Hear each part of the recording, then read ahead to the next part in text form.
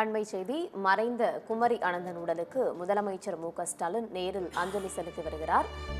அந்த காட்சியை தான் நாம் தற்போது பார்த்து வருகிறோம்.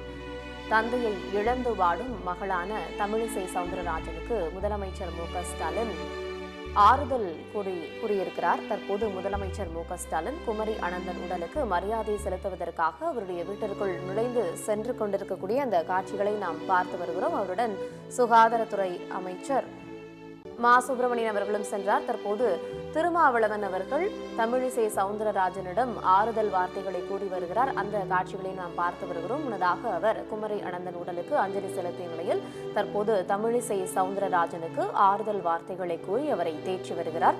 அந்த காட்சிகளையும் பார்த்து வருகிறோம். காங்கிரஸ் கட்சியின் மூத்த தலைவரும் முன்னாள் ஆளுநருமான தமிழிசை சவுந்தரராஜனின் தந்தையுமான குமரி அனந்தன் நள்ளிரவு 12 மணிக்கு பிறகு உயிரிழந்ததாக அதிகாரப்பூர்வ அறிவிப்பு வெளியானது. அதைத் தொடர்ந்து பல்வேறு அரசியல் கட்சி தலைவர்களும் குமரி ஆனந்தனுக்கு அஞ்சலி செலுத்திய நிலையில் தற்போது முதலமைச்சர் மு.க.ஸ்டாலின் நேரில் அஞ்சலி செலுத்தி வந்த அந்த காட்சிகளை பார்த்தோம். ஆர்ப்பாட்டங்களிலும் பங்கு பெற்றவர். அடக்கி ஒடுக்கினால் இவர்கள் சிரித்து போவார்கள் என்று சில ஆதிக்க சக்திகள் இந்த உழைக்கும் மக்களின் மீது கொடூரமான ஒடுக்குமுறைகளை ஏவினார்கள். ஆனால் இவர்கள் சிரித்து போகவில்லை, சிறுத்தையாக உருமாறி சீறுகிறார்கள் என்று மேடைகளில் முழங்கியவர், எம்மை பாராட்டியவர். அத்தகைய ஒரு மகத்தான அரசியல் ஆளுமை இன்று நம்மிடையே இல்லை. இது தமிழ் சமூகத்திற்கு நேர்ந்த பேரிழப்பு. காந்தியின் கடைசி தொண்டர், காமராஜரின் கடைசி தொண்டர் காலமாகிவிட்டார் என்றுதான் சொல்ல வேண்டும். அந்த அளவுக்கு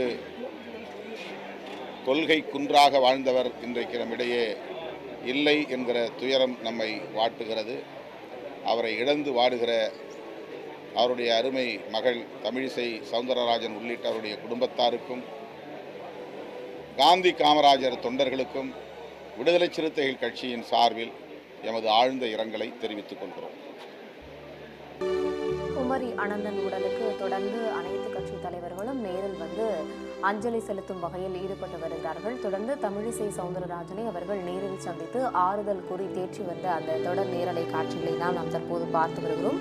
கடந்த சில தினங்களாக வயது மூப்பு பிரச்சனையால் அவ்வப்போது மருத்துவமனையில் சிகிச்சை பெற்று வந்த குமரி அனந்தன் நள்ளிரவு 12 மணிக்கு மேல் உயிரிழந்ததாக தெரிவிக்கப்பட்ட நிலையில் தற்போது அவருடைய உடலுக்கு தொடர்ச்சியாக அரசியல் கட்சித் தலைவர்